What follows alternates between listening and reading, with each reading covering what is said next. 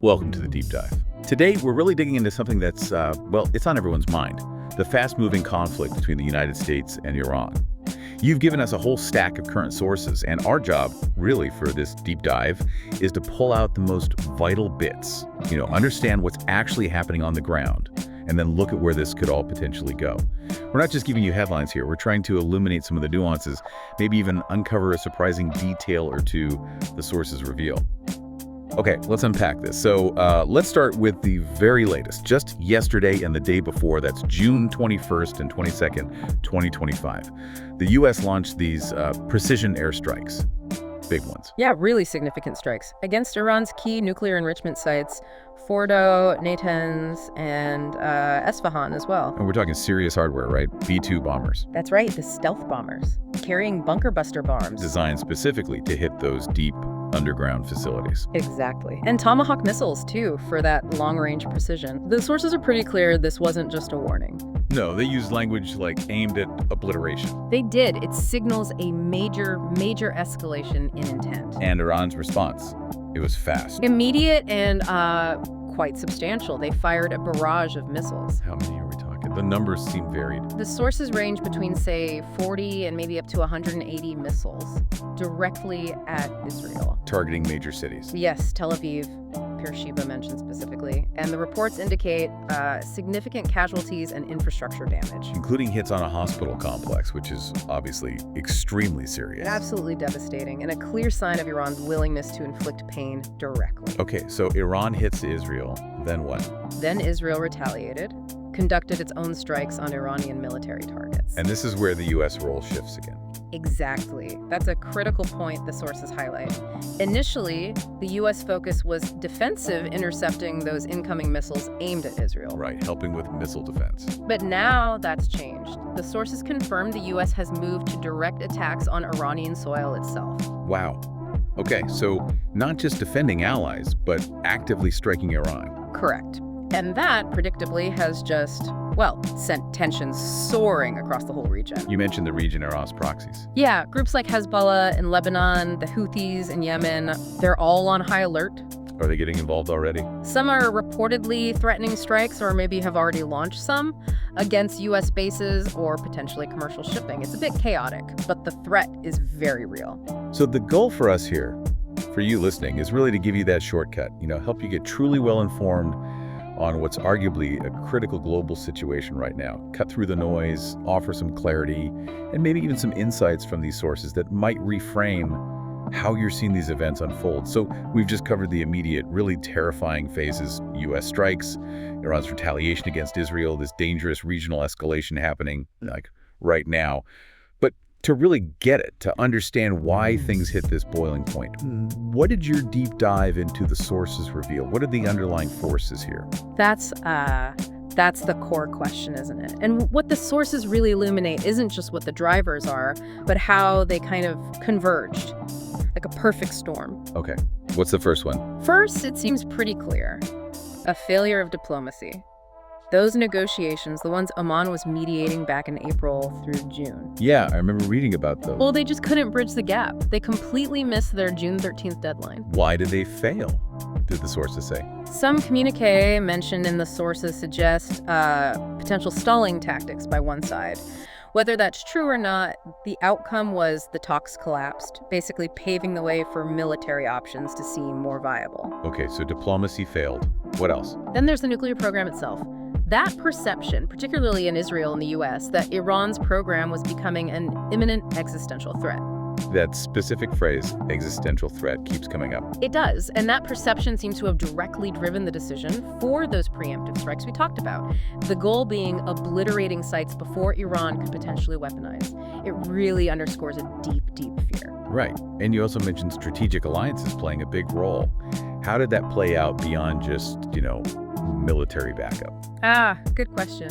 It's more complex than just support. The sources detail that Israel felt it needed U.S. capabilities, specifically for those deeply buried targets. Like the bunker busters we mentioned. Precisely. And the U.S. then intervened militarily. But here's a fascinating point some sources bring up. This decision apparently overrode some internal U.S. intelligence assessments. Really? What did those assessments say? According to leaked reports cited in some sources, these assessments warn of a much higher risk of immediate regional spillover than perhaps the military planners were banking on. But they went ahead anyway. It appears so. The perceived existential threat seems to have outweighed those warnings.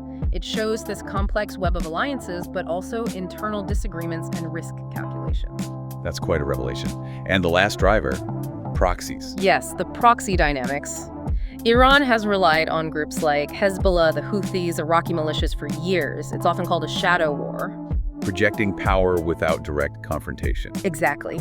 But these direct U.S. strikes on Iran itself, that dramatically changes the game. It complicates those proxy relationships and massively increases the risk of a broader, more open conflict. It pulls things out of the shadows. And those risks are very immediate now, aren't they, based on the sources? Frighteningly so. We could easily see wider regional escalation, proxies, or even Iran directly targeting U.S. bases, maybe commercial shipping again. Or U.S. allies in the Gulf. Yes, places like Bahrain, Kuwait are mentioned as potential targets, extremely vulnerable. And internationally, what's the reaction? Significant backlash. You've got the UN Secretary General, the EU, the UK, Australia, lots of major players calling urgently for de-escalation, pleading really to prevent a catastrophic wider war. And back home in the U.S., politically. Well, that's another area of fallout. The sources point to growing political turmoil. Democrats, for instance, arguing that Congress and constitutional war powers were bypassed. Leading to calls for more oversight. Yes, oversight hearings, even talk in some circles mentioned in the sources of potential impeachment proceedings. It's politically very charged, and the sources reflect that division. We're just reporting what they say, of course. Of course. It's a complex picture, no doubt. The stakes just feel incredibly high. So, with all this immediate danger, this volatility, what do the sources offer as a way out? Are there potential paths forward? That's the crucial next step, isn't it? Moving beyond the crisis to solutions.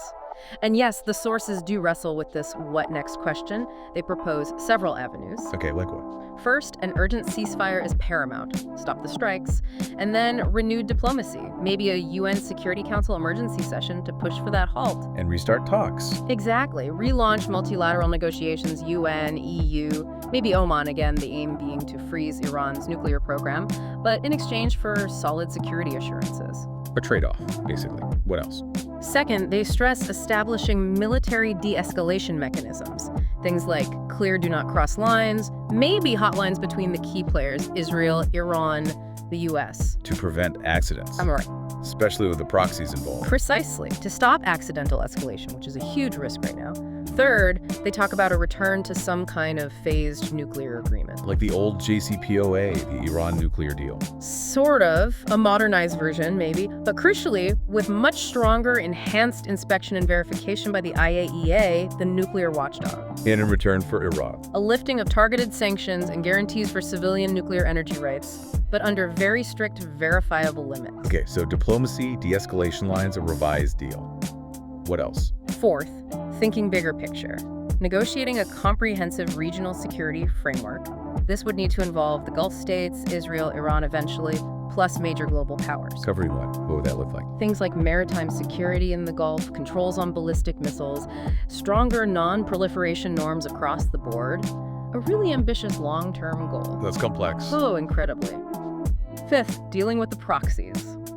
Pressuring Iran to curtail groups like Hezbollah and the Houthis, perhaps linking this to a phased rollback of economic sanctions. Using economic levers. Yes, and maybe offering support for civilian development projects, trying to reduce the incentives for conflict. And the final piece. Engaging stakeholders, both domestic and global. In the US, that means Congress asserting its constitutional oversight role. In Israel and Iran, it means leadership needing to, well, dial back the rhetoric and genuinely seek security through dialogue, not just through military means. It's a long list of potential solutions. It is, and none are easy. But the sources emphasize that this knowledge, understanding these potential paths, is powerful. Critical thinking, is absolutely essential here.